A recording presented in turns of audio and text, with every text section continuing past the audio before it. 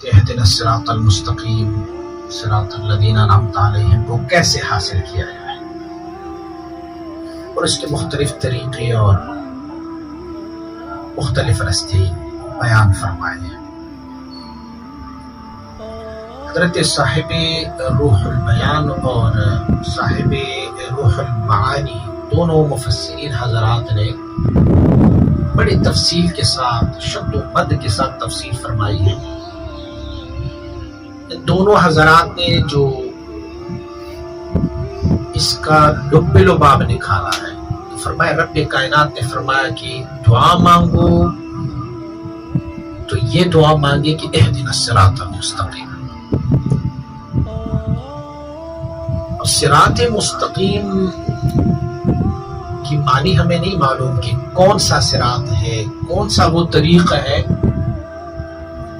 جو مستقیم ہے، جو رب کائنات کے لیے مقبول ہے۔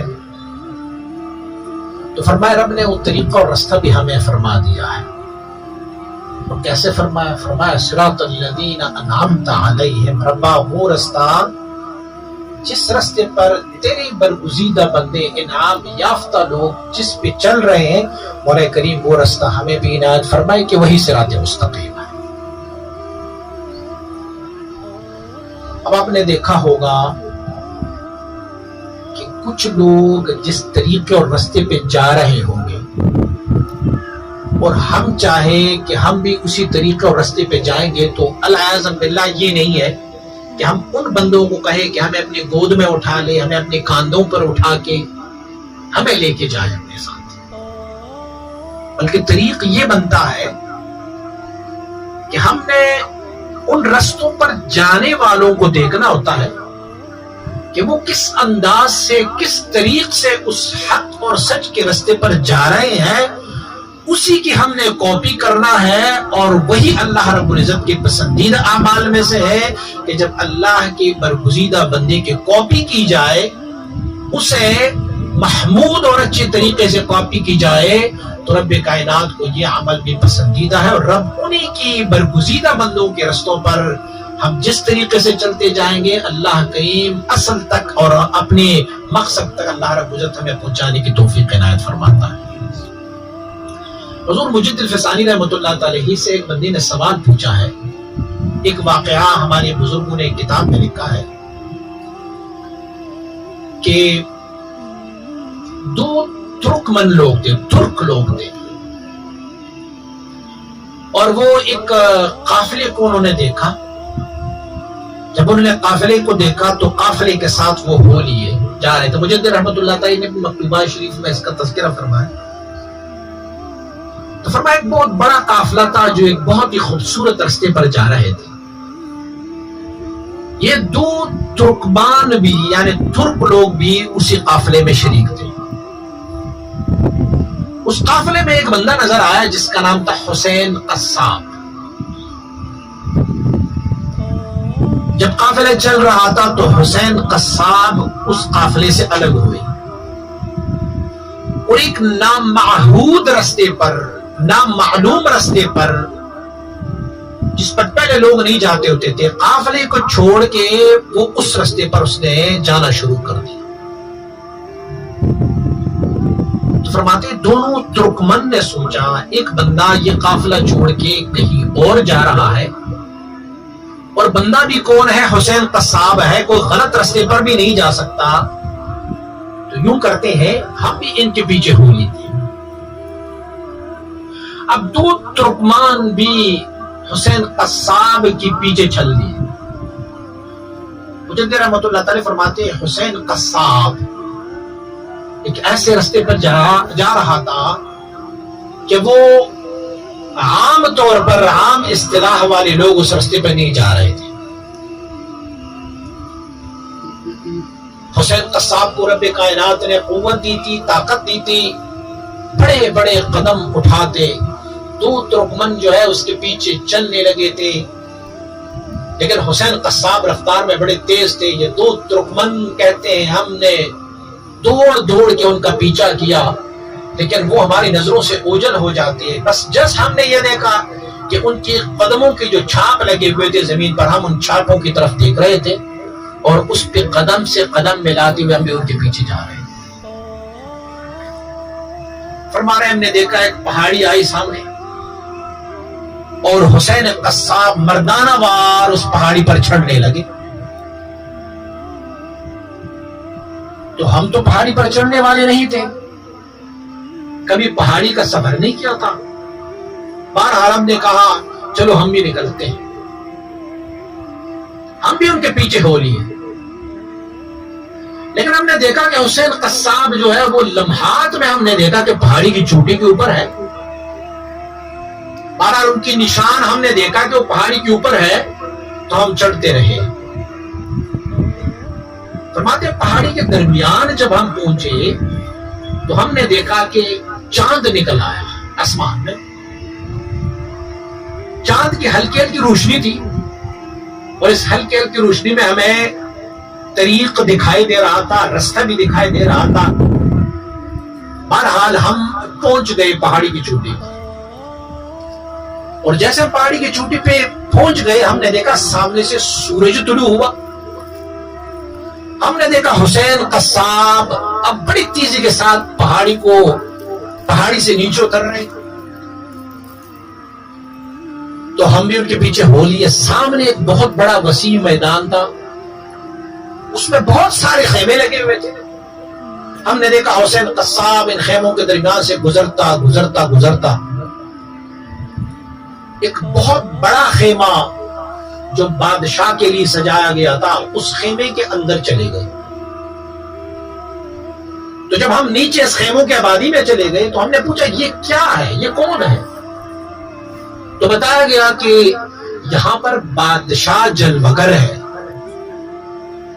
تو میں نے اپنے دوسرے ساتھی سے کہا، دو ترکمن تھے، میں نے اب دوسرے ساتھی سے کہا یار جبکہ بادشاہ کا دیدار تو کرنا چاہیے، حسین قصاب تو گم گیا، اب پتہ نہیں چل رہا ہے کہ حسین قصاب کہاں گیا ہے، لیکن کم از کم ہم یہاں پہنچے تو بادشاہ کے دربار تو جانا چاہیے، ہم دیکھنا تو چاہیے بادشاہ۔ کہنے لگے ہم بھی حسین قصاب کے پیچھے ہو لیے اور جو بادشاہ کا خیمہ تھا اس کے دروازے پر گئے تو وہاں پر دربان کھڑے تھے۔ ہم نے پوچھا بادشاہ کدھر ہے؟ پہلے دربانوں نے ہمیں روکا کدھر جانا ہے؟ ہم نے کہا بادشاہ سے ملنا ہے۔ تو دربانوں نے کہا پہلے یہ بتا کہ آپ کن کے ساتھی ہو، کس کے پیچھے ہو کہ آپ یہاں تک پہنچے؟ ہم نے کہا حسین قصاب کا نام لیا کہ حسین قصاب کے پیچھے ہم یہاں آئے ہیں، تو وہ بادشاہ کے خیمے کے اندر گئے ہیں، ہم بھی اس کے پیچھے ہو لیے۔ کہاں سے ہم نے سفر شروع کیا تھا حسین قصاب کے ساتھ پیچھے پیچھے چلتے چلتے اب بادشاہ کے خیمے میں وہ اندر گئے تو ہم بھی چاہتے ہیں بادشاہ کے خیمے میں۔ تو دربار نے ہمیں کہا بادشاہ تو یہاں نہیں ہے۔ ہم نے کہا بادشاہ کدھر گئے؟ تو کہنے لگے وہ شکار کرنے گئے ہیں۔ تو ہم نے پوچھا کب آئیں گے واپس؟ انہوں نے کہا اگر ایسے لاکھوں خیمے بھی آپ دیکھ لیں گے تو بادشاہ کو آپ نہیں دیکھ پائیں گے۔ بادشاہ کو دیکھنے کے لیے ایک پل کراس کرنا پڑتا ہے، ایک پل ہے، اس پل کو آپ کراس کریں گے تو اس کے بعد بادشاہ مل جائے گا۔ تو ترکمان خواب سے بیدار ہوئے، بس یہی واقعہ دیکھا تھا انہوں نے۔ تو مجدد رحمت اللہ تعالی کے بارگاہ میں اس کو عرض کیا، جو میں تفصیل سے بتایا کہ یہ ہوا۔ حضور یہ کیا ہے؟ تو مجدد رحمت اللہ تعالی نے فرمایا جو معہود رستہ تھا جس پر بہت سارے لوگ جا رہے تھے، وہ رستہ تھا شاہراہ کمالات ولایت کا رستہ تھا۔ اور فرماتے بہت سارے لوگ جو ہے جو شاہراہ ولایت پہ جا رہے ہیں تو یہی طریقہ، یہی رستہ ہے۔ میں نے لاہور جانا ہوتا ہے تو بس یہاں سے جانا ہوگا نیشنل ہائی وے پہ چلا جاؤں گا، معہود رستہ ہے۔ کسی نے اگر تھوڑا سا اور بھی آسان کرنا ہو تو وہ موٹر وے سے چلے جائیں گے، پہنچ جائیں گے لاہور، یہ معہود رستہ ہے۔ تو میں یہ شاہراہ جو ہے یہ پراپر طریقہ ہے، رستہ ہے اللہ رب العزت کی وصل کے لیے، جس کو ہم شاہراہ کمالات ولایت سے تعبیر کرتے ہیں۔ فرماتے حضور پھر حسین قصاب اس رستے کو چھوڑ کے کیوں گئے اور ایک ایسے رستے پر گئے جو نامعہود رستہ تھا, جو نامعلوم رستہ تھا, جسٹ وہ حسین قصاب کو پتا تھا, کسی اور کو پتا نہیں تھا.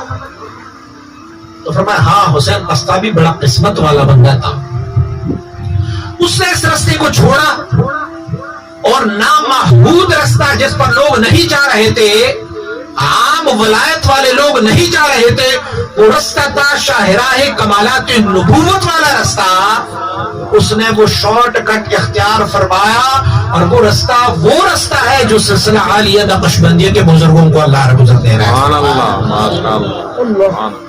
اچھا حضور ہم بھی اس کے پیچھے ہو لیے, فرمایا تم بھی بڑے قسمت والے ہو.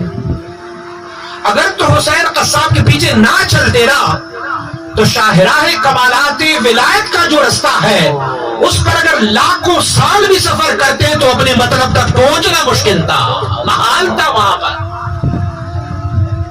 حضور یہ اتنے سارے ولی جو اس رستے پہ جا رہے تھے, فرماتے اتنے سارے ولی بھی اس رستے سے جا رہے تھے, لیکن کچھ جو ہے وہ زلال میں گم گئے تھے, کچھ جو ہے وہ اسماء و صفات میں گم گئے تھے, کچھ جو ہے وہ اللہ رب العزت کے انوار و تجلیات میں اتنے مستغرق ہو گئے تھے کہ ان کو وہ کام نہیں ملا جو انبیاء اور رسول کی ڈیوٹی اور وظیفہ رہا. کہ انبیاء اور رسول کا وظیفہ یہ ہے کہ وہ فصل ہونے کے بعد دوبارہ فصل ہو جاتے ہیں, دوبارہ جدا ہوتے ہیں, لیکن ان کا دوبارہ جدا ہونا بھی مع اللہ ہوتا ہے, اور ان کی حیثیت یہ بن جاتی ہے کہ وہ رب سے لیتا ہے اور مخلوق میں تقسیم فرماتا رہتا ہے. فرمایا تم بھی بڑے ہوشیار لوگ تھے, کیا آپ نے ان کا پیچھا کیا اور ان کے پیچھے چلے, لیکن حضور حسین قصاب تو بڑا تیز تھا, ہم تو ان کے پیچھے نہیں چل سکتے. بس صرف ہم نے جس دیکھا کہ وہ قدم ان کے کہاں ہے, چھاپ جو زمین پہ پڑے ہوئے تھے نا وہ چھاپ ہم نے دیکھ لی. تو فرمایا یہی تو ولایت کا طریقہ اور رستہ, اور یہی تو ہمیں شیخ و مرشد کی اتباع جو ہے وہ اسی کو تو کہتے ہیں نا, وہ تو رب کا برگزیدہ ہے, مجتبی ہے, رب نے اسے چنا ہوا ہے, رب اسے اپنے طریقے سے لے کے جا رہا ہوتا ہے. ہم تو ابھی چنے ہوئے نہیں ہیں نا, ہم ان کے ساتھ کیسے سنگت کر سکتے ہیں؟ تو ہم نے صرف یہ دینا ہے کہ ان کی قدموں کی طرف دیکھنا ہے اور اسی قدم پر قدم ملا کے ہم نے بھی وہاں پہنچنا ہوگا. فرمایا اچھا حضور ہم جب راستے میں جا رہے تھے انہوں نے ایک پہاڑ دیکھی, تو یہ پہاڑ کیا ہے؟ تو فرمایا یہ پہاڑ جو ہے یہ عالم لامکان اور عالم امکان, اس کے درمیان ایک برزخ ہے کہ کوئی بھی بندہ اگر وہ سٹرگل اور کوشش کرتے ہیں تو جب وہ لامکانی سے فیض لینا چاہیں گے تو ان کو اتنی محنت کرنی پڑے گی جتنا کہ تم لوگوں نے پہاڑی چڑھنے میں محنت صرف کی ہے, اتنی محنت کے بعد تجھے پھر کچھ نہ کچھ فائدہ مل جائے گا. حسین اختر صاحب تو بڑی مردانوار آگے چلے گئے. فرمایا میں نے آپ کو کہا ہوا نا کہ ذالک فضل اللہ یؤتیہ من یشاء واللہ ذو الفضل العظیم, یہ تو رب کا کرم ہے, اجتباء ہے, رب نے اس کو منتخب فرمایا ہوا ہے. اور جب رب نے اس کو منتخب فرمایا ہوا ہے, فرمایا حسین قصاب تم سے پہلے کیوں جا رہا تھا؟ اسی لیے تو جا رہا تھا نا کہ میں پہلے جا رہا ہوں, تم لوگ میری اتباع میں آؤ گے تو کامیابی پاؤ گے, اور اگر اتباع میں نہیں آؤ گے, ادھر ادھر بھٹکتے پھرو گے تو پھر تم بھٹکتے ہی رہو گے, تباہ ہو جاؤ گے, ختم ہو جاؤ گے. تو میں حضور جب ہم پہاڑی کے درمیان پہنچے تھے تو ہم نے دیکھا کہ چاند نکل آیا ہے, اس کی کیا تعبیر ہے؟ فرمایا یہ اللہ رب العزت کی تجلی شؤونات اور ذاتی تجلی کا ایک جھلک ہے جو رب کائنات تم لوگوں پر فرما رہا ہے. فرمایا ہم چھٹی پر پہنچ گئے, وہاں پر ہم نے دیکھا سورج ہے. یہ سورج کیا ہے؟ فرمایا یہ اللہ رب العزت کی تجلی ذاتی سے تعبیر ہے کہ رب کائنات نے تم لوگوں کو تجلی ذاتی بھی عنایت فرمائی ہے. اچھا حضور ہم نیچے جب ہم نے دیکھا تو وہاں پر بہت سارے خیمے پڑے ہوئے تھے, خیمے لگے ہوئے سارے. تو یہ کیا ہے؟ فرمایا یہ اللہ کے برگزیدہ بندوں کی اعیان ہے, یعنی جہاں پر ان کے مقامات ہے یہ سارے خیمے تھے. حسین قصاب تو چلتا گیا بادشاہ کے خیمے کے اندر, یہ بادشاہ کون ہے؟ یہ کون تھا بادشاہ وہاں پر؟ فرمانے لگے وہ جو مالک الملک ہے, رب کائنات, وہ بادشاہ ہے. کہا حضور ان کے لیے تو پھر طرف ثابت ہو گیا, مکان ثابت ہو گیا. اللہ کے بندو وہاں پر طرف ثابت نہیں ہے. آپ نے اگر کوئی ذات کو دیکھا ہوگا تو پھر طرف ثابت ہے. ہم تو یہ کہتے ہیں کہ اللہ رب العزت عرش عظیم الشان، اللہ رب العزت کی مقر اور مرکز ہے انوار و تجلیات کا. تو فرمایا تم نے یہ دیکھا. اچھا حضور یہ بھی بتا دی کہ وہ دربان نے ہمیں کہا کہ وہ شکار کرنے گئے ہوئے ہیں، تو یہ شکار کیسے گئے؟ فرمایا رب کائنات اپنی طرف مائل ہونے والے لوگوں کی دلوں کو شکار فرماتا ہے پھر. اور جب رب کائنات کے اس شکار کی چھنگل میں آ جاتے ہیں تو جیسے شکاری شکار کو اپنی جھال میں پھنسا دیتا ہے، رب کائنات اسے اپنے انوار و تجلیات میں ایسے ہی پھنسا کے اپنے پاس رکھ لیتا ہے. کہاں میں بتایا گیا کہ بادشاہ جو ہے وہ تو شکار کرنے گئے ہیں، اور اگر آپ لاکھوں سال بھی انتظار کریں گے تو بادشاہ کو نہیں دیکھ پائیں گے. فرمایا بالکل صحیح کہا ہوا ہے، کیونکہ فہو سبحانہ وراء الورا ثم وراء الورا ثم وراء الورا، وہ ذات تو ایسی تو نہیں دیکھ پائیں گے. اچھا جو ہم کہتے ہیں کہ اس بندے نے اللہ کا قرب حاصل کیا، تو مجدد رحمۃ اللہ تعالی فرماتے ہیں یہ قرب بھی دراصل میں بعد ہی ہے. ابھی مولانا صاحب محترم فرما رہے تھے یہ قرب بھی دراصل میں بعد ہی ہے، جدائی ہے. لیکن ہمارے پاس کوئی اور لفظ نہیں ہے اس قرب کے علاوہ کہ ہم کوئی لفظ ادا کر لیں کہ ہم نے رب کا قرب حاصل کیا.